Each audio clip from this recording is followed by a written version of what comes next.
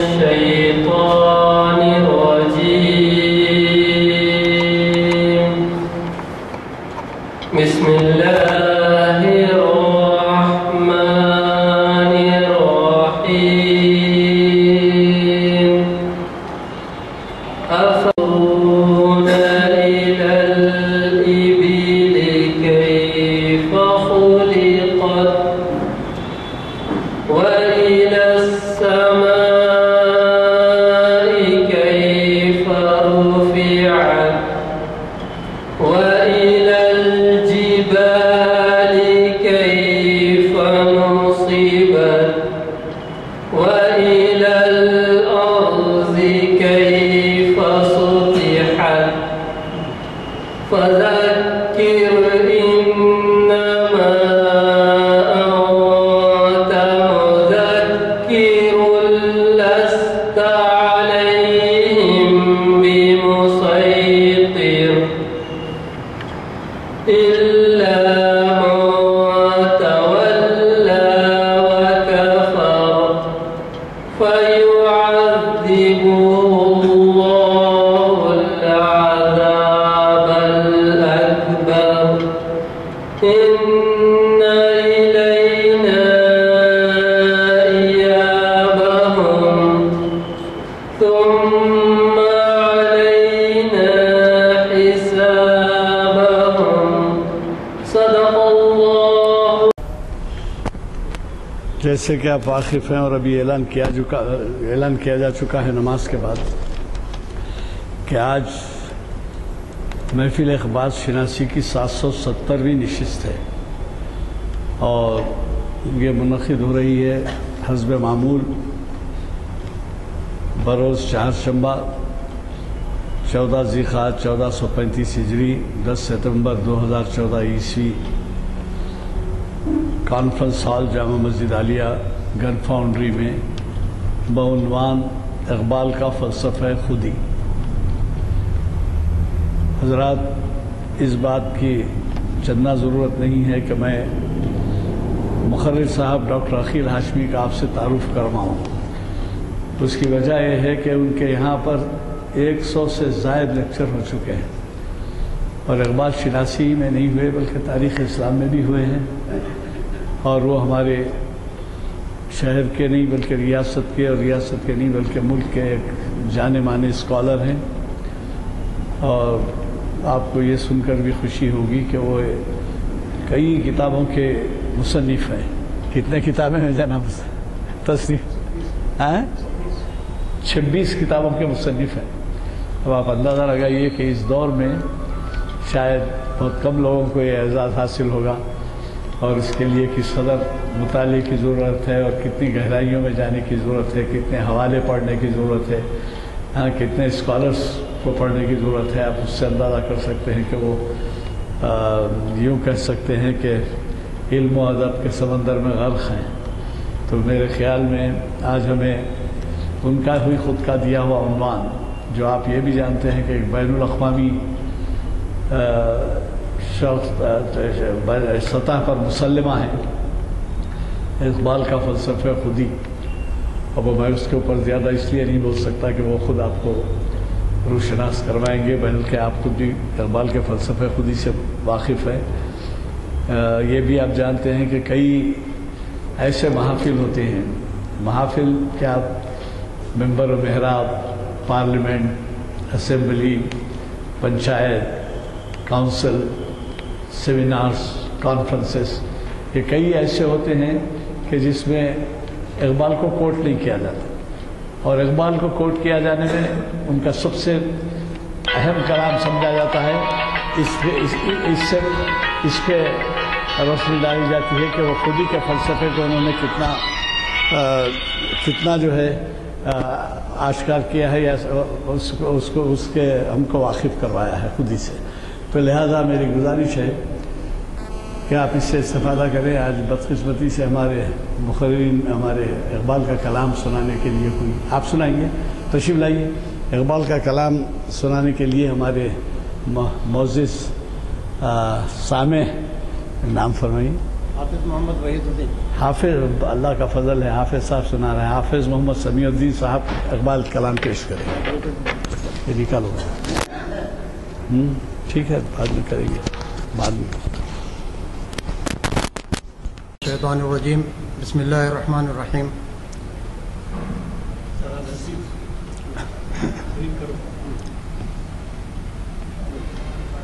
علامہ اقبال کے کلام میں نے جو ہے تحقیق کرنے کی کوشش کی ہے، جس میں شاہین کا جو لفظ استعمال کیا گیا ہے وہ 35 تا 36 دفعہ استعمال ہوا ہے، اور جو ہے فارسی میں الگ ہے.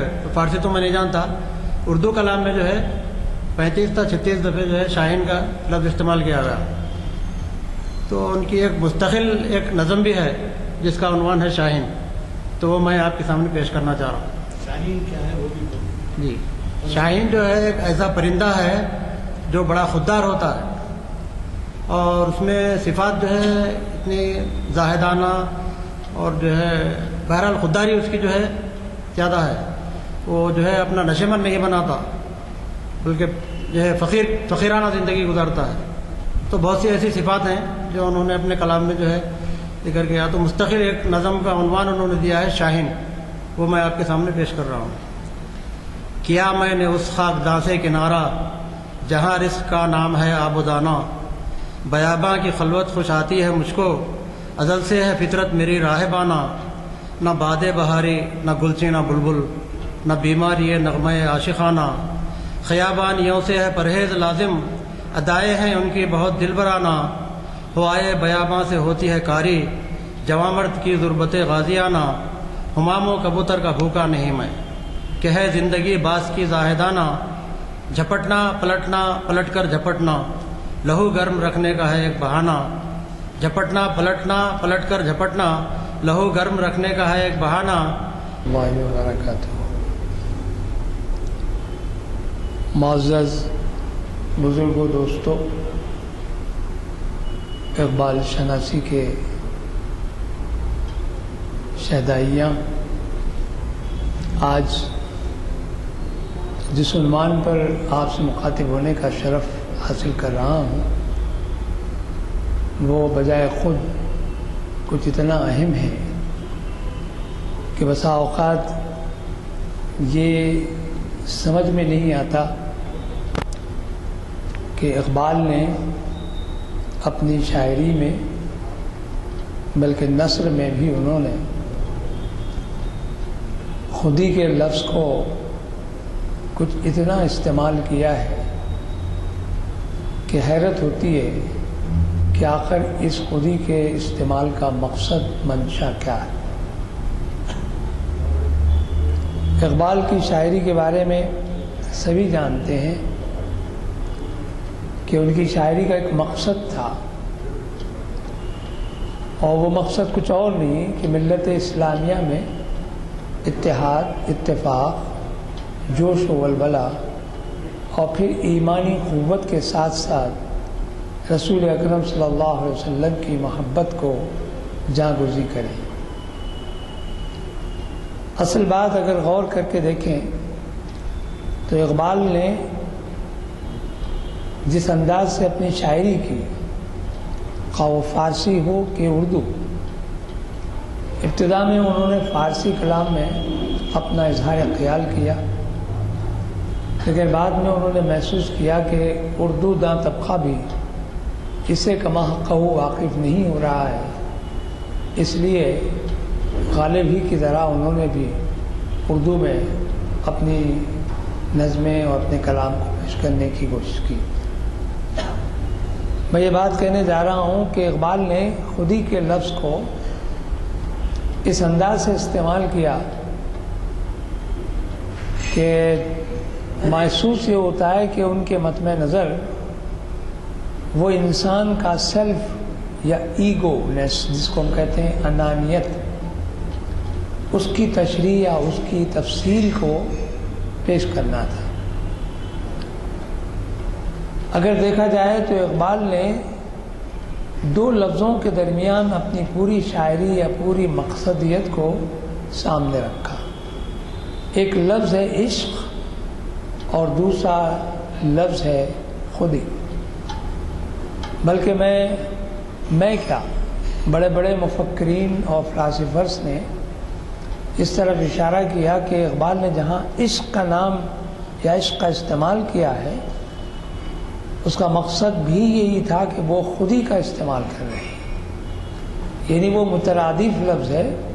عشق اور خودی کوئی الگ الگ بات نہیں ہے، لیکن اب ان دونوں میں کیا ربط پیدا ہو سکتا ہے اور خودی کس طرح خودی ہو سکتی ہے اور عشق کی کون سی منزل ہے جس کی طرف اقبال اشارہ کرتے ہیں یا اپنے کلام کے ذریعے سے اس عشق کی طرف نہ صرف طبیعت کو رجحان ربیعت کا تو مبذول کراتے ہیں بلکہ رجحان بناتے ہیں کہ انسانوں کے درمیان خصوصاً مسلمانوں کے درمیان عشق کا کیا مرتبہ اور کیا معیار اور کیا منزل ہونی چاہیے. اس وجہ سے آپ اگر غور کریں تو معلوم ہوگا کہ اقبال نے جہاں عشق کے سلسلے میں کئی اشعار سے ہم کو روشناس کروا، وہیں انہوں نے بہت ہی صاف لفظوں میں خودی کا بھی اعلان کیا. جیسا کہ ابھی میں نے آپ کی خدمت میں عرض کیا، خودی اور عشق ایک ہی سکے کے دو رخ نظر آتے ہیں، لیکن یہ دو رخ ایک منزل میں آ کر جب قریب ہوتے ہیں یا یکجا ہوتے ہیں تو ہمارے لیے وہ مسرت کی جگہ ہوگی. میں آپ کو بتاؤں کہ اقبال نے جو عشق کی بات کی وہ عشق مجاز ہے. انہوں نے کہا تھا کبھی اے حقیقت منتظر نظرا لباس مجاز میں کہ ہزاروں سجدے تڑپ رہے ہیں میری جبین نیاز میں. جو دیکھیے یہ منتظر حقیقت منتظر نہیں منتظر کہا، وہ حقیقت جو انتظار کرتی ہے. وہ کون سی حقیقت ہے؟ وہ تجلی کردگار ہے اور تجلی پروردگار ہے، لیکن اس کے اہل انسان کیسا ہو سکتا ہے؟ تو آپ کو یہ بات بتا دوں کہ اقبال نے خودی یا عشق کی منزل کو جو آشکارا کرنے کی کوشش کی ہے وہ کچھ اور نہیں ہے.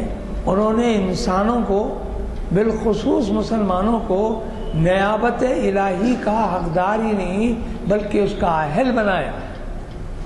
نیابت الہی یعنی خلیفۃ العرض. قرآن پڑھیے تو معلوم ہوگا کہ قرآن میں اللہ تعالیٰ نے انسان کو خلیفۃ العرض کی بنیاد پر اپنا نائب خلیفہ اپنا عرض پر خلیفہ بنایا. وَإِذْ جَاعِلٌ فِي الْأَرْضِ خلیفہ، اور یہ کہا کہ میرا خلیفہ زمین پر اگر کوئی ہے تو وہ انسان ہے.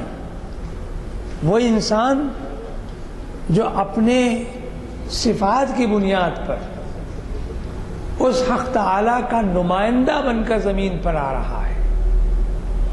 تھوڑی سی بات اس فلسفے کو سمجھنے کے لیے کسی قدر ہم کو تصوف کی دنیا میں بھی داخل ہونا پڑتا ہے. ہمارے پاس عجیب بات یہ ہے کہ بعض لوگ غزل میں تغزل کو تو سمجھ لیتے ہیں. غزل میں جب محبوب سے گفتگو کی جاتی ہے، غزل کہتے ہیں عورتوں سے بات چیت کرنے کو. غزل کے جو بنیادی لغوی معنی ہیں وہ عورتوں سے بات کرنے کے، لیکن صرف عورتوں سے ہی بات کر. اب بات کے آنے والوں نے کہا کہ عورتوں سے بات کرنا ہے یا عورتوں کی بات کرنا ہے، تب فرق ہو جائے گا. مجھے اس سے غرض نہیں کہ تغزل، اور نہ ہی میرا یہ ٹاپک ہے کہ تغزل کے بارے میں گفتگو کروں، لیکن یہ ضرور بتاؤں گا کہ تغزل مجازی انداز سے ہمارے جیسے ایک انسان یا محبت کرنے والے فرد کے ساتھ اشتراک کرنے کی منزل ہے، اور غزل میں اس کے سراپے کو بیان کرنے کا انداز تغزل ہے.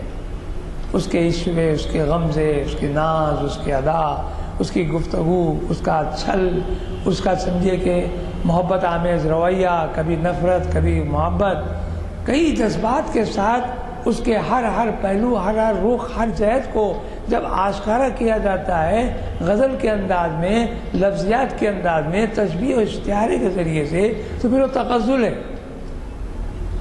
لیکن تصوف یہ کتنا بڑا عنوان ہے، تصوف بجائے خود، کہ تصوف کیا ہے۔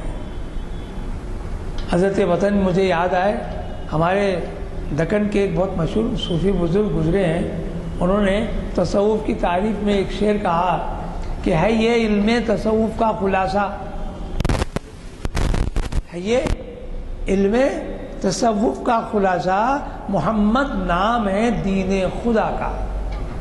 اب آپ یہ سمجھ لیجئے کہ تصوف کچھ اور نہیں ہے، دین محمد صلی اللہ علیہ وسلم کا ادراک اور اس پر عمل پیرا ہونا جیسا کہ اس کا حق ہے، وہی تصوف ہے۔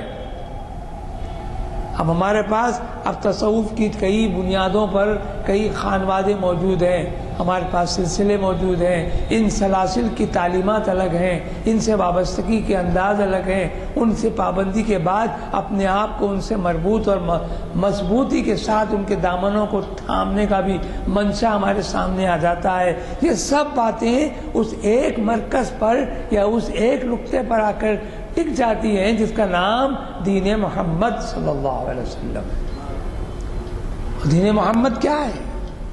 وہ شریعت محمدیہ ہے کہ پروردگار عالم نے آدم سے لے کے عیسیٰ تک جس شریعت کا نفاذ نہیں فرمایا تھا، اور فرمایا بھی ہے تو مختلف جہتوں میں اور مختلف شیخوں میں، مکمل دین جب ہو رہا ہے تو رسول اکرم صلی اللہ علیہ وسلم کے توسط سے قرآن پڑھیے تو معلوم ہوگا کہ قرآن میں اللہ تعالیٰ نے دین کی اکملیت کا بھی اعلان فرمایا ہے، الیوم اکملت لکم دینکم واتممت علیکم نعمتی ورضیت لکم الاسلام دینا۔ ذرا غور کرنے کی بات ہے، ہم نے اللہ تعالیٰ فرماتا ہے کہ ہم نے دن مقرر کیا آج کا کہ تمہارا دین مکمل کر دیا، اکمل بھی نہیں، اتمم بھی، تمام بھی کر دیا، اور پھر رضیت لکم الاسلام دینا، اور آپ کے دین اسلام سے راضی و رضا بھی ہو گئے۔ یہی تصوف ہے۔ ہمارے پاس تصوف کو زیادہ پرپیچیدہ بنانے کی ضرورت نہیں ہے، صرف اتنا یاد رکھیے میرے دوستوں بزرگوں، تصوف کسی اور چیز کا نام نہیں ہے۔ دین محمدی صلی اللہ علیہ وسلم کی پابندی، اس کا کہ جیسا حق ہے، اوامر و نواہی کی پابندی، دین کی پابندی ہوئی، اور اسی کا اطلاق تصوف کی بنیاد پر ہو جاتا ہے۔ بہت صاف لفظوں میں۔ اب یہ تصوف جب تغزل سے ہمکنار ہوتا ہے تو ہمارے صوفی حضرات نے اپنے محبت کرنے والے پیر مرشد اور پھر آگے بڑھتے بڑھتے رسول اکرم صلی اللہ علیہ وسلم کو بھی جس محبت کی نظر سے دیکھا اور اس کا ادراک کیا، ان کے بارے میں سوچا اور ان کے بارے میں لکھا، وہی تو آپ پاس تصوف کے نام سے بن گیا۔ اقبال نے عشق کی طرف اشارہ کیا۔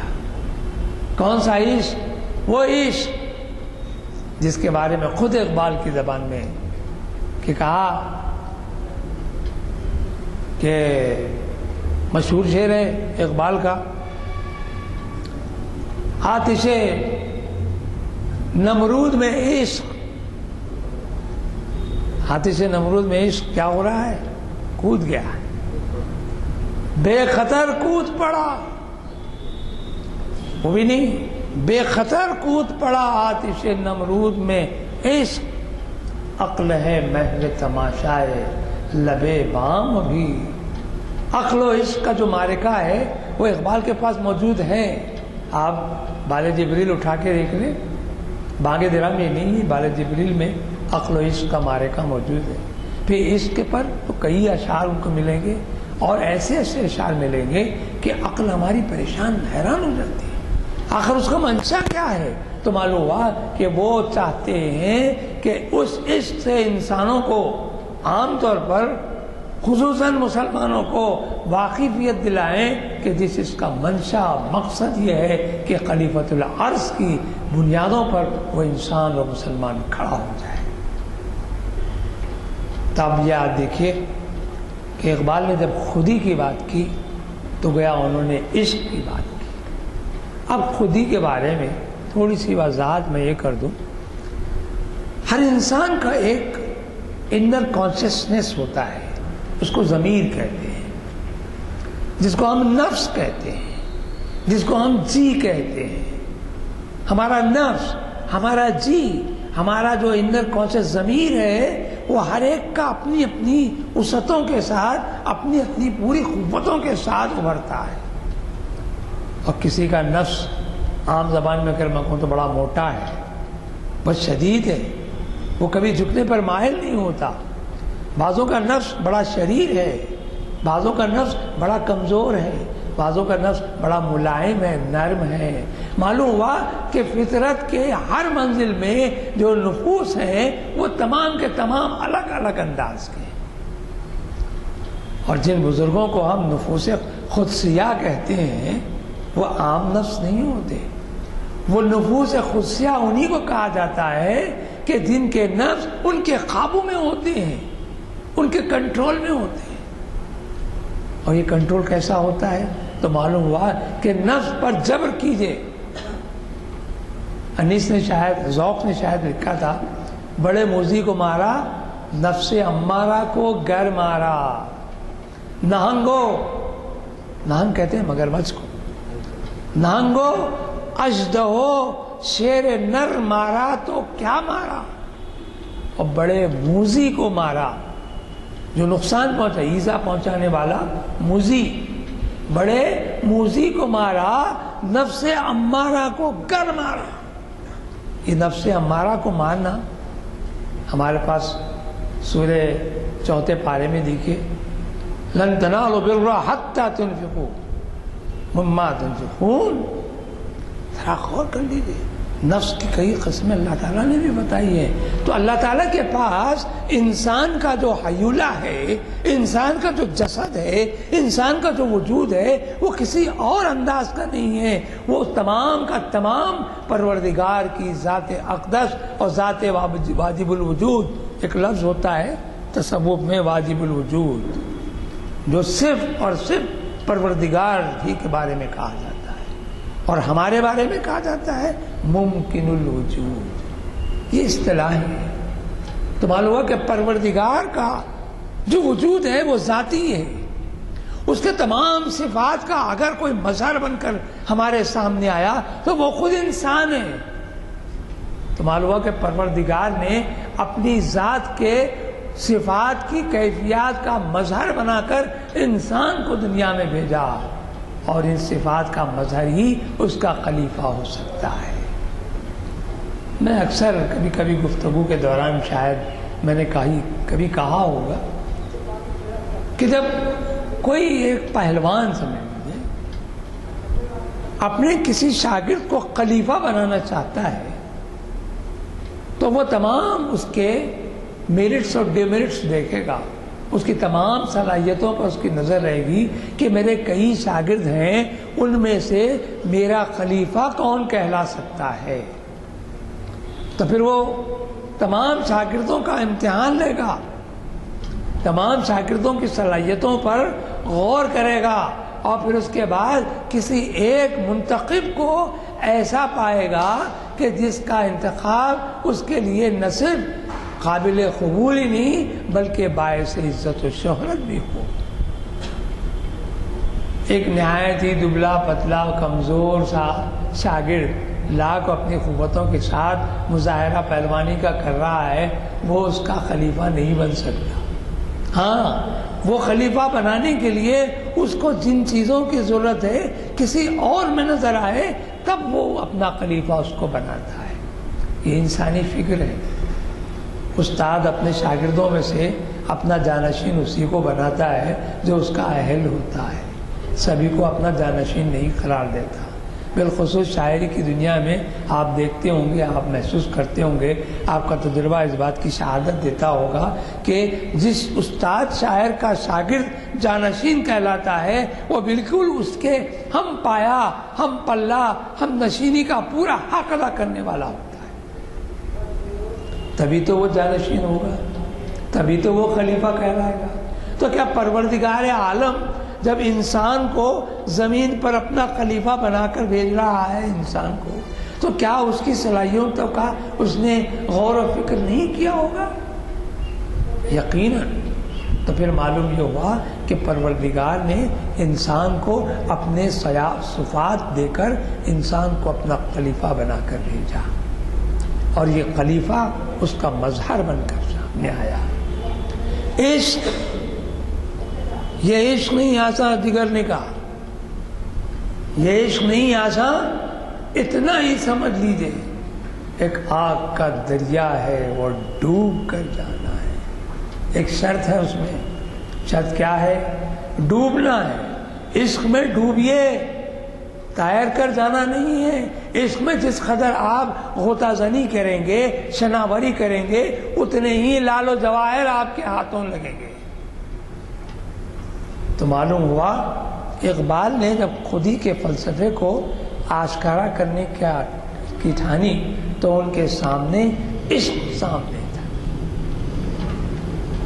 اور پھر اقبال کے بارے میں تو آپ سب جانتے ہیں کہ انہوں نے مغرب کا بھی سفر کیا، اور مغرب کے سفر میں انہوں نے مغرب کی دنیا اور وہاں کے فلاسفر سے گفتگو بھی کی، ان کے خیالات سے، ان کے افکار سے، ان کے فلسفے سے۔ ہاں، فلسفے کے بارے میں اکثر لوگ پوچھتے ہیں مجھ سے، یہ فلسفہ ہے کیا؟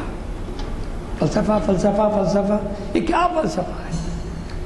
دیکھیے بزرگوں، دوستو، فلسفہ دو لفظوں سے شروع ہوتا ہے، صرف دو، اور یہ دو لفظ جب کسی بات پر آپ کی فکر کے ساتھ ہم آہنگ ہو جاتے ہیں، آپ کو راستہ بتاتے ہیں، آپ کی فکر کو چکا چوند کر دیتے ہیں، روشنی سے آشکارا کرتے ہیں، روشنی سے آپ کو امکنار کرتے ہیں، تو پھر آپ کی سمجھ میں آتا تھا کہ یہی فلسفہ ہے۔ زندگی کا فلسفہ بھی ہے، غم کا فلسفہ بھی ہے۔ یہ فلسفہ ہے کیا؟ میں نے کہا کہ دو لفظ کیا ہے؟ سب فلسفہ شروع ہوتا ہے کیا اور کیوں۔ میں نے کہا آپ کے سامنے کہ یہ کیا ہے، یہ کیا ہے؟ ایک سوال ہے کہ کوئی چیز آپ کے سامنے پیش کی جا رہی ہے، آپ کی نگاہوں کے سامنے ہے، اس کے بارے میں سوال کیا جا رہا ہے کہ یہ کیا ہے۔ اور جب آپ کو پتہ لگ گیا کہ یہ ایک پیپر ویٹ ہے، رنگین ہے، گول ہے، چپٹا ہے، یہ ہے، تو پھر سوال اس کے ساتھ ہی آپ کے ذہن میں آتا کہ یہ کیوں ہے، اس کا استعمال کیا ہے، یہ کیا ہے؟ تو معلوم اس کی ماہیت، اس کی اصلیت، اس کے وجود کا ادراک، اس کو سمجھنے کی فکر کہ اس کا ڈائمنشن، اس کے ابعاد کیا ہیں، اس کا اور کیا ہے، شمال جنوب مشرق مغرب کیا ہے۔ تو پھر اگر ہماری زندگی میں دیکھیں تو معلوم کہ ہماری زندگی کیا ہے۔ اس کی مرضی ہوئی کہ پیدا بھی ہوئے مر بھی گئے، اس کی مرضی ہے کہ پیدا بھی ہوئے مر بھی گئے۔ کہ یہی آپ کا فلسفہ ہے؟ نہیں، پروردگار نے قرآن میں بار جہاں کہا ہے یہ نہ سمجھنا ہم نے تم کو یوں ہی ناکارہ پیدا کر دیا ہے، جی اس کا تو امتحان لینا ہے۔ یہ دنیا مزرع الآخرہ ہے، قیامت کے لیے تیاری کرنا ہے اپنے اعمال کی بنیاد۔ یہ کیا ہے؟ پھر یہ دنیا کیوں ہے؟ تو معلوم ہوا کہ دنیا اس لیے ہے کہ اس میں خدا کے وجود کی بڑائی اور عظمت کو بتلانا ہے، اس کی عبادت کرنے کے سلیقوں کو بتانا ہے، اس کے عشق میں اپنے آپ کو فنا کرنا ہے، اور کیا کیا ایسی باتیں ہوگی جو کیوں کی منزل میں بھی آ سکتی ہیں۔ تو معلوم کیا ہوا؟ فلسفہ، اقبال کا فلسفہ ہے خود ہی۔ ارے بہت موٹا لفظ ہے فلسفہ، اکثر ہمارے لوگ پریشان ہیں، یہ فلسفہ سمجھ میں نہیں آیا۔ ارے فلسفہ کیا بھائی؟ تو فلسفہ یہ ہے کہ یہ کیا ہے، کیوں ہے۔ اقبال نے یہ جو فلسفہ پیش کیا خود ہی کیا ہے، اور پھر یہ کہا کہ خود ہی کیوں ہے۔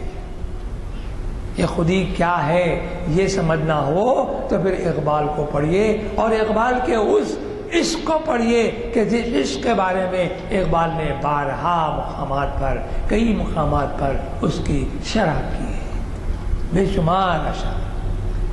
اور یہ عشق جب ذاتی ہوتا ہے تو اس کا انڈیویجول یا انفرادی ہوتا ہے، لیکن جب یہ عشق ایک سے نکل کر دوسرے سے متعلق ہو جاتا ہے تو وہ فرد سے جا کر جماعت کی شکل اختیار کر لیتا ہے۔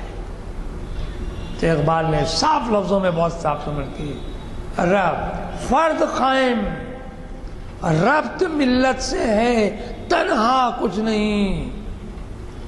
دیکھیے فرد نہیں، ربط قائم، فرد ملت سے ہے تنہا کچھ نہیں، اور موج ہے دریا کے اندر، بیرون دریا کچھ نہیں۔ تو معلوم کیا ہوا، آپ کی تنہا ذات کوئی اہمیت نہیں رکھتی، اجتماعیت کا رنگ آپ کو پاس وہ مقرر کرنے کے بعد ہی عظمت دلاتا ہے۔ مجھے وہ بات بھی یاد آئی کہ جب ہم نے اپنے لڑکپن میں، بچپن میں ایک لکڑہارے کا قصہ پڑھا تھا۔ لکڑہارے کا قصہ کچھ اور نہیں ہے، اتحاد ملی کا بہترین مظاہرہ۔ لکڑہارے نے اپنے ایک لڑکے سے کہا کہ ایک لکڑی لے آؤ اور اسے توڑ دو۔ لڑکے نے کہا کہ بابا اتنی آسانی سے توڑ دو۔ پھر دوسرے لڑکے کو بلایا، توڑ دیا۔ اس طرح اس کے 2-4 جو لڑکے تھے، ہر ایک سے ایک لکڑی اس نے توڑوا دی، لیکن اس کے بعد اس نے کہا کہ اور 4-6 جو لکڑیاں ہیں ان کو ایک جمع کرو اور گٹھا بنا دو۔ اور پھر ہر بچے سے اس نے اس بات کا اظہار کیا، خواہش کی کہ اب اس گٹھے کو توڑو۔ تو لڑکوں نے کہا کہ بابا جان یہ تو مشکل ہے۔ تو معلوم کیا ہوا کہ ربط جب تنہا ہو جاتا ہے تو بے ربطی تو آپ کو نقصان دے گا، لیکن فرد جب ربط میں آ جاتا ہے تو اس کی بات ہی ہو جاتی ہے۔ تو اقبال نے جب خودی کی بات کی تو انہوں نے عشق کی منزل کو طرف اشارہ کیا۔ عشق کی منزل ہی نہیں بلکہ انہوں نے عشق ہی کو خودی کی آواز میں، خودی کے پرتو میں دیکھا۔ ہمارے پاس ہم طالب علم ہیں، اقبال نے اس کو سمجھانے کے لیے پھر ایک بار تصوف کی طرف اپنا رخ کیا۔ میں ابھی بات کر رہا تھا کہ پروردگار کی قدرت کاملہ، وجود مطلقہ، واجب الوجود، ہم ممکن الوجود، یہ تصوف کی اصطلاحوں سے ذرا سا ہٹ کے ایک وہ حدیث قدسی آپ کے سامنے میں پیش کرتا ہوں کہ جس سے اقبال نے استنباط کیا۔ انہوں نے کہا کہ وہ جو عشق ہے انسان کے جو حیولے میں، اس کے دل میں جو ڈال دیا گیا ہے عشق، یہ دل بھی بہت بڑی چیز ہے۔ یہ دل جس کا نام گوشت کا لوتھڑا ہے، حضور اکرم صلی اللہ علیہ وسلم نے فرمایا کہ تمہارے جسم میں ایک گوشت کا لوتھڑا ہے، اگر وہ درست ہے تو تمہاری زندگی اور تمہارے اعمال اور تمہاری آخرت بھی درست ہے۔ اگر وہ ناقص اور خراب ہو جائے تو اس کا ازالہ کرنا ممکن نہیں ہے، وہ ساری دنیا تمہاری غالب ہے۔ وہ دل ہے، وہ دل ہے، اس دل میں ایک محبت کا ایک شمع اللہ تعالیٰ نے دے دیا۔ وہ حدیث قدسی ہے کہ کنت کنزا مخفیا، کنت کنزا مخفیا فاحببت ان اعرف فخلقت الخلق۔ اللہ تعالیٰ نے خود اپنی ذات بہت کی طرف اشارہ کرتے کہا کہ میں ایک چھپا ہوا خزانہ، یہ خزانہ تھا، مجھے حب ہوئی، مجھے خواہش ہوئی، مجھ میں ایک ایسی کیفیت کا ادراک ہوا کہ میں چاہا کہ میں پہچانا جاؤں۔ کس کے لیے کس کو پہچاننا ہے؟ اپنے آپ کو پہچانا ہے۔ یہ ہمارے ساتھ بھی ہوتا ہے، جب آپ محفل میں ہوتے ہیں تو ہر شخص اپنی اپنی ذات میں انجمن ہے، ہر شخص اپنی ذات میں انجمن ہے، اس کی اعلیٰ ترین صلاحیت ہے۔ ہمارے محترم یزدانی صاحب اعلیٰ درجے کے قانون داں، ہمارے محترم ہیں انجینئر، آپ ہیں ایک بہت بڑے محاسب ہیں، اور کیا ڈاکٹر صاحب موجود ہیں، اپنے اپنے فن کے اعتبار سے وہ ذات میں انجمن ہے، لیکن اس ذات کے انجمنوں کو جب حب ہوتی ہے اپنے آپ کو بتانے کی تو کوئی نہ کوئی ایسی حرکت کرنا ہی پڑتا ہے جس کے باعث یہ پہچانے جائیں کہ میں قانون داں ہوں، میں ڈاکٹر ہوں، میں انجینئر ہوں، میں مقرر ہوں، میں کیا کیا ہوں۔ پروردگار نے صفاتی انداز سے ہٹ کر وجود کو ظاہر کرنے کے لیے، اپنی ذات مطلقہ کو ظاہر کرنے کے لیے اس نے کہا کہ کنت کنزا مخفیا، میں ایک چھپا ہوا خزانہ تھا، فاحببت، مجھے حب ہوئی۔ وہ ایک لفظ ہے حب کا، یہ حب بڑی کام کی چیز ہے۔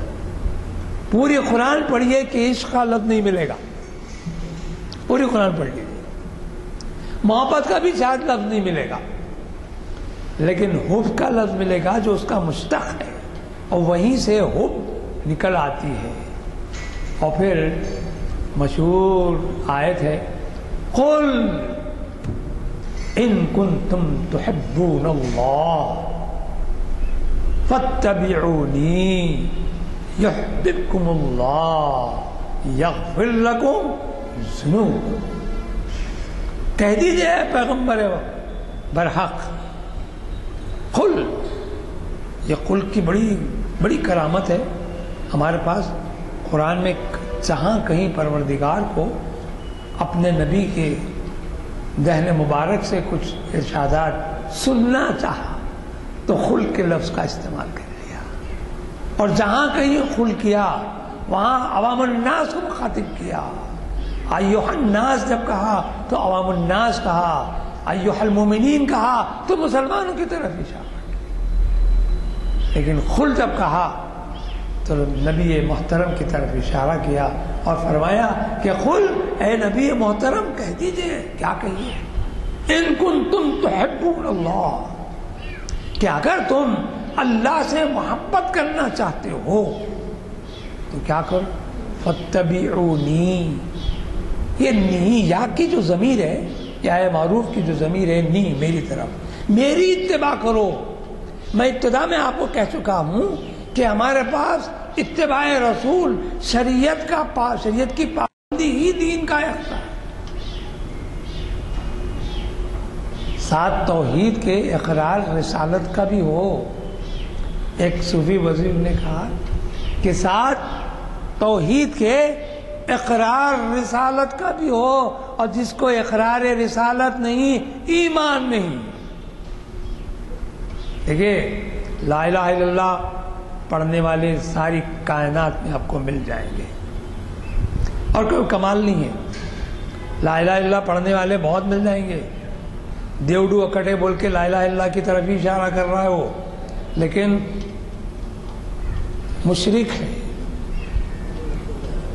بتوں کی پرستش کرتا ہے، خدا کی ذات میں شریک کرنا پروردگار کے غضب کو للکارنا ہے۔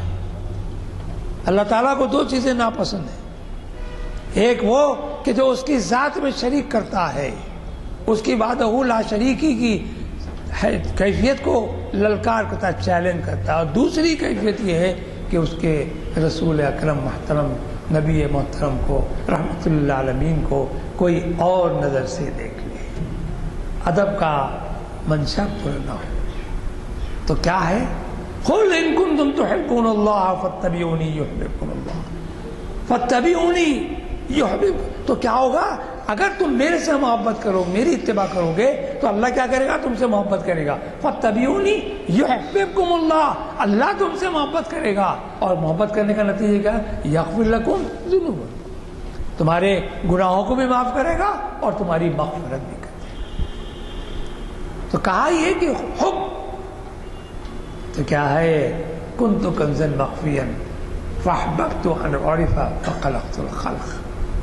تو پروردگار نے انسان کو جب اپنا خلیفہ بنانا تو اس کے دل میں، اس کے قلب میں ایک نقطہ، ایک سمجھیے کہ ایک ایسا قطرہ محبت کا، حب کا اس نے ڈال دیا، اور اسی بنیاد پر وہ خلیفۃ الارض کی تمام کیفیات کے ساتھ اس دنیا میں جلوہ گر ہوا۔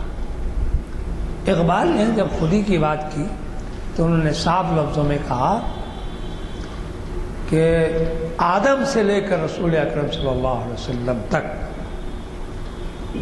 یہ ارتقاء خودی کا جو منزل ہے، خودی کی جو منزلوں کے ارتقائی منزلیں ہیں، اس کا اظہار انانیت کے ساتھ، میں پن جس کو ہے، میں کیا ہوں، میں یہ ہوں، میں یہ ہوں، نہیں۔ جب بزرگوں نے کہا کہ جب تم اپنی انا کو میٹ دو تو پھر وہی ظاہر ہوگا، جب تم نظر نہیں آتے تو کون نظر آئے گا؟ تو پروردگار ہی نظر آئے گا، کیوں کہ اس کی ذات مطلق ہے اور تمہاری ذات غیر مطلق ہے۔ یہ ذات تصوف کی بات بھی آ جاتی ہے خودی میں، اس لیے کچھ باتیں اس طرف بھی میں آپ کو اشارے کر رہا ہوں۔ اس نے اقبال نے کہا کہ وہ دل کیا ہے، تو شعر سنیے، اقبال نے کہا ہے کہ خودی کا نشیمن تیرا دل ہے، خودی کا نشیمن خودی کا نشیمن تیرے دل میں ہے، فلک جس طرح آنکھ کے دل میں ہے۔ بہت نازک بات کہی انہوں نے۔ دیکھیے، آنکھ سے آپ فلک کو دیکھتے ہیں، اگر کوئی آپ کی آنکھ کا مشاہدہ کرے تو آپ کو پتہ لگے گا کہ آنکھ کی جو پتلی ہے اس میں آسمان کا پورا منظر آپ کی پتلی میں نظر آ رہا ہے۔ اقبال نے کہا کہ خودی کا نشیمن تیرے دل میں ہے، خودی کہیں اور نہیں ہے، خودی تو تیرے دل میں موجود ہے۔ کیسے؟ اس کا ثبوت انہوں نے دیا کہ جس طرح تیری آنکھ کے دل میں آسمان نظر آتا ہے۔ اور پھر کہا کہ خدا کا وجود کی جگہ نہیں ہے۔ اب یہ دیکھیے کہ اقبال نے شعر کہا کہ انداز گفتگو نے دھوکے دیے ہیں، ورنہ انداز گفتگو نے دھوکے دیے ہیں، ورنہ نغمہ ہے بوئے بلبل، بو پھول کی چہک ہے۔ دیکھیے، آپ غور کر کے دیکھیے، بلبل کی جو پکار ہے وہ آواز ہے، نغمہ ہے، تو نغمے کی آواز کیا ہے؟ بلبل ہے۔ یا پھول میں جو چٹکنا ہے، جو کھلنا ہے، وہ کیا ہے؟ تو معلوم ہے کہ بو ہے۔ وہ جب تک کہ پھول کھل نہ جائے اس کی خوشبو مہک نہیں سکتی، کلی بند ہوتی ہے۔ جب پھول کھل جاتا ہے تو اس کی خوشبو ساری دنیا میں مہکا ہے۔ پھر اس کے بعد ایک اور شعر لکھا کہ کثرت میں ہو گیا ہے وحدت کا راز مخفی، کثرت میں ساری دنیا میں کیا کیا نہیں ہے، درخت، پہاڑ، دریا، انسان، جانور، جتنے مظاہر قدرت ہیں وہ سب کثرت میں تو ہیں، اور اس کی وحدت کیا ہے؟ وہ پروردگار کی ذات ہے، کیونکہ وہ خلاق مطلق ہے۔ تو کہا کہ راز مخفی ہو گیا، چھپ گیا ہے راز، کس میں؟ کثرت میں۔ درد، خواجہ میر درد بھی تصوف کے بڑے دلدادہ، اس کے بڑے عظیم شاعر ہیں۔ انہوں نے ایک شعر میں کہا کہ ایک آن میں مٹ جائیں گی کثرت نمائیاں، ایک آن میں، ایک لمحے میں، ایک ساتھ میں مٹ جائیں گی کثرت نمائیاں، یعنی جو کثرت سے چیزیں دکھائی دے رہی ہیں وہ ایک لفظ، ایک سیکنڈ میں سب ختم ہو جائیں گی۔ کیا ہوگا؟ جب آئینے کے سامنے آ کر جو ہو کریں، ہو کے معنی وہ معلوم ہے کہ ساری کثرت اس ایک نقطے میں مرکوز ہو جاتی ہے جس کا نام ہے وحدت۔ اقبال نے تو اسی بات کو پیش کیا، اقبال سے بہت پہلے درج نے پیش کر دیا تھا تو ان کا انداز الگ ہے، لیکن اقبال نے کہا کہ کثرت میں ہو گیا ہے وحدت کا راز مخفی، جگنو میں جو چمک ہے وہ پھول میں مہک ہے۔ اب جگنو میں چمک کہاں سے آئی؟ ذرا غور کر لیجیے، گوبر کا کیڑا، گوبر میں رہنے والا کیڑا، اس میں اس کی دم میں جو چمک ہے، سائنس پریشان ہے وہ کون سا فاسفورس ہے لگا ہوا نہیں معلوم، کہ وہ لمحہ لمحہ چمکتے رہتا. اتنی اچھی روشنی ہے. بعضوں نے اتنی تحقیق کی کہ ایک 500 یا 1000 اگر جگنوؤں کو ایک استوانے میں بند کر دیں تو اس روشنی میں آپ کسی بھی تحریر کو پڑھ سکتے ہیں. ذرا غور کرنے کی بات. یہ قدرت کی کاریگری ہے جناب کہ ذرے کو چمکائے جوں آفتاب. اقبالی ہے. جگنی کے بارے میں لکھا ہے انہوں نے کہ ذرے کو چمکائے جوں آفتاب. اندھیرے میں تو وہ آفتاب ہی نظر آئے گا نا. مگر یہ دیکھیے کہ جگنو میں جو چمک ہے اور پھول میں جو مہک ہے وہ راز کس کا ہے؟ وہ پروردگار کا راز ہے. وہ وحدت الوجود کا راز ہے. وہ قادر المطلق کا راز ہے. وہ مالک الملک کا راز ہے. اور ہم اس کے بندے ہیں. اور اس بندے میں کیا چیز ہے؟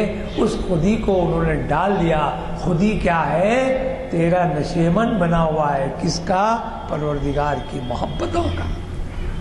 آگے جائیے تو معلوم ہوگا کہ اقبال نے اکثر ایک سوال یہ اٹھتا ہے. بعض لوگ سوال کرتے ہیں کہ اقبال نے یہ فلسفہ خودی کو کہاں سے اختیار کیا؟ آخر ان کے ذہن میں یہ فلسفہ خودی کیوں اور کیسے کہاں سے آیا؟ اقبال نے مشرق و مغرب کا انہوں نے برابر مسلسل دورہ کیا. وہاں کے فلاسفہ، وہاں کے حکماء، وہاں کے جتنے سمجھے دانشور تھے، تو وہاں انہوں نے مغرب میں نشٹے، شاپنہار، برگساں، ہیگل، مارکس اور ایسے کئی لوگوں کے ساتھ، گوئٹے، انہوں نے کہہ دیا گوئٹے جرمنی کا ہے تو اس نے کہا کہ اگر ہوتا وہ مجذوب فرنگی اس زمانے میں. مجذوب فرنگی کا، فرنگی کہتے ہیں مغربی دنیا، اگر ہوتا وہ مجذوب فرنگی اس زمانے میں تو اقبال اس کو بتلاتا مقام کبریا کیا ہے. اقبال بتاتا. آؤ شاپنہاور، نشٹے. اقبال کے صاحب اس سے اقبال سے ذرا پہلے اس نے فوق البشر پر گفتگو کی. فوق کے معنی اونچا، بلندی، افضل، اعلیٰ. بشر سے بھی ایک اور فوق البشر، یعنی عام انسانوں میں اگر کوئی متقی پرہیزگار ہو تو اس کا مرتبہ ہمارے نزدیک بہت اہم ہو جاتا ہے.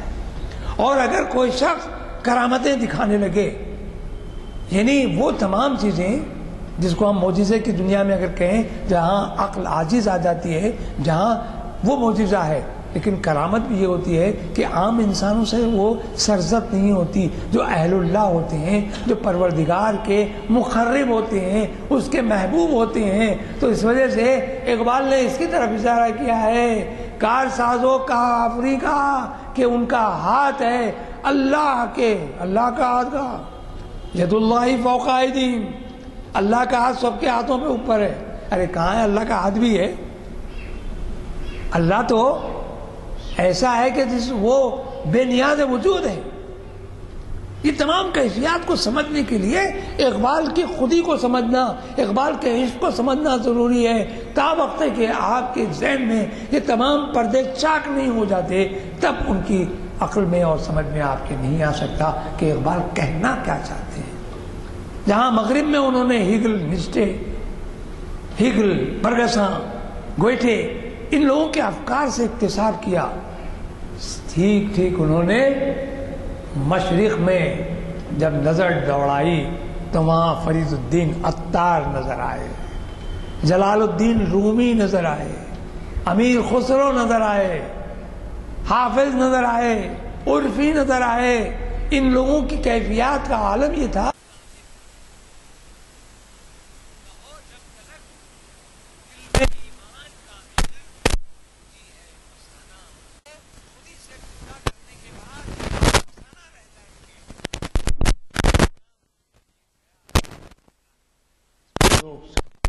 اور رفت و گزش کے ساتھ گزار دیں گے، بھول جائیں گے.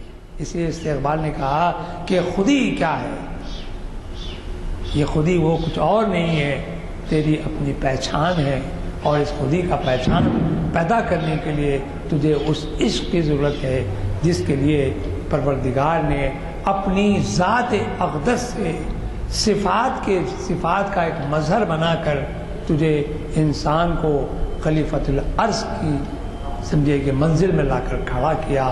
اور وہ خلیفہ جو آدم علیہ السلام کی منزل سے چلا تھا، اس کا اتمام یا اس کا مکمل انداز یا ارتقائی منزل کی انتہا پر اگر پہنچ جاتا ہے تو کوئی وہ منزل ہے رسول اکرم صلی اللہ علیہ وسلم کی ذات اقدس ہے کہ وہیں انسانیت کی تکمیل ہو رہی ہے، انسان کی تکمیل ہو رہی ہے، خدا کی محبت کی تکمیل ہو رہی ہے، خدا کی خدائی اور خودی کو بلند کرنے اور برابر کرنے کی منزل بھی وہیں مکمل ہو رہی ہے۔ اسی وجہ سے اقبال نے کہا ہے کہ کی محمد سے وفا تو نے تو ہم تیرے ہیں، یہ جہاں چیز ہے کیا لوح و قلم تیرے ہیں۔ لوح و قلم کی منزل تو سامنے کی منزل ہے، لیکن کچھ اور منزلیں بھی ایسی آئیں گی جس میں خود ہی کو سمجھنا ہمارے لیے بہت ضروری ہے۔ اقبال نے بڑے اچھے انداز میں اپنے جگہ صاف طور پر خودی کہا۔ خودی کچھ اور نہیں ہے، خود شناسی ہے، خود شناسی نہیں ہے، خدا شناسی ہے۔ معلوم یہ ہوا خدا خود شناسی سکھاتی ہے۔ خود شناسی کیا سکھاتی ہے؟ خدا شناسی سکھاتی ہے۔ اقبال کے خودی کا فلسفہ خود شناسی سے لے کر خدا شناسی کی طرف آپ کو ہم کو لے جاتا ہے۔ کوشش کیجئے کہ اقبال کے فلسفے کو سمجھنے سے پہلے اپنے دلوں میں، اپنے قلب میں، اپنی ہر روح میں وہ عشق پیدا کریں جس کا کہ آپ کو مصداق بنایا گیا ہے۔ وصلی اللہ تعالی علیہ۔ دریا کو کوزے میں بند کر دیا۔ ہماری خواہش یہ ہوتی ہے کہ بھئی یہ سنتے ہی چلے جائیں، لیکن وقت کی مجبوریاں ہوتی ہیں۔ ظاہر ہے کہ ان کے پاس علم و فن کے اتنے خزانے ہیں کہ جو چند منٹوں میں ان کو محدود کر دینا بہت ممکن ہوتا ہے، ناممکن ہوتا ہے۔ خودی کے اوپر ایک اور شعر مجھے یاد آیا، خودی کے زور سے پربت بھی رائی، پربت پہاڑ، خودی کے زور سے رائی بھی پربت، اور ضعف ضعیفی کمزوری، خودی کے ضعف سے پربت بھی رائی، خودی کا مقام اللہ نے بتایا ہے۔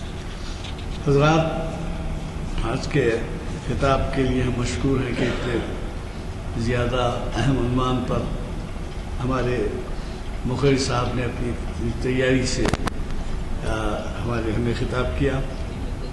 آپ کو اگلا بلیٹن مل گیا ہوگا، اگر کسی کو نہیں ملا ہے تو لے لیجئے، بلکہ 2 4 بلیٹن لیجئے تاکہ آپ اپنے حلقوں میں تفصیل کر سکیں۔ یہ جمعہ کے دن جناب محمد انور خان صاحب کا آواز ہے، اور پھر ہفتے کے دن اسلام کے خلاف صہیونی سازشیں، ڈاکٹر میر اکبر علی افتخاری صاحب تاریخ اسلام کی 657ویں نشست کو مخاطب کریں گے، اور پھر ملی تشخص کی حفاظت ہماری ذمہ داریاں، مفتی سید الیاس ہاشمی ندوی شریعت انفارمیشن سروس کی 549ویں نشست کو مخاطب کریں گے۔ اور یہ آپ واقف ہیں کہ ڈاکٹر یوسف اعظمی نے ہمیں حیدرآباد سے متعلق اقبال کے جو تعلقات تھے، ان کی وزٹس تھے، اس پر ایک لیکچر دیا تھا۔ اب انہوں نے کشمیر سے اقبال کے روابط کے اوپر ایک لیکچر سے اتفاق کیا ہے۔ انہی کا تجویز کردہ عنوان ہے، یہ 17 سپٹمبر کو چہارشنبے کے دن اسی جگہ پر منعقد ہوگا، یعنی اگلے چہارشنبے۔ مجھے قوی توقع ہے کہ آپ حضرات نہ صرف خود شریک ہوں گے بلکہ عنوان کی اہمیت کے اعتبار سے آپ ضرور شرکت فرمائیں گے۔ علامہ اقبال کے بارے میں کہا جاتا ہے کہ ان کے آبا و اجداد کشمیری برہمن تھے، اور اب وہ کشمیر سے روابط آپ اس سے اندازہ لگا دیں۔ اور پھر یہ بھی آپ سے عرض کر دوں کہ تاریخ اسلام کی جو نشست ہے 657ویں نشست ہے، اور یہ اسلام کے خلاف صہیونی سازشیں جو عنوان ہیں، یہ حالات کے پس منظر میں ہیں۔ اس میں ہمیں بہت کچھ معلومات ہوں گی، روزانہ اخبار پڑھتے ہیں سرسری طور پر، لیکن یہ سازشیں جو ہوتی ہیں اس کو آشکار کیا جائے گا، اس میں بھی ضرور شرکت فرمائیں۔ میں گزارش کرتا ہوں مخرج صاحب سے کہ دعا فرمائیں۔ ربنا آتنا في الدنيا حسنة وفي الآخرة حسنة وقنا عذاب النار ربنا ظلمنا أنفسنا وإن لم تغفر لنا وترحمنا لنكونن من الخاسرين رب اجعل لي الصلاة والزكاة ربنا وتقبل دعاء رب اغفر لي ولوالدي وللمؤمنين يوم يقوم الحساب وصلى الله تعالى على خير محمد وعلى آله وصحبه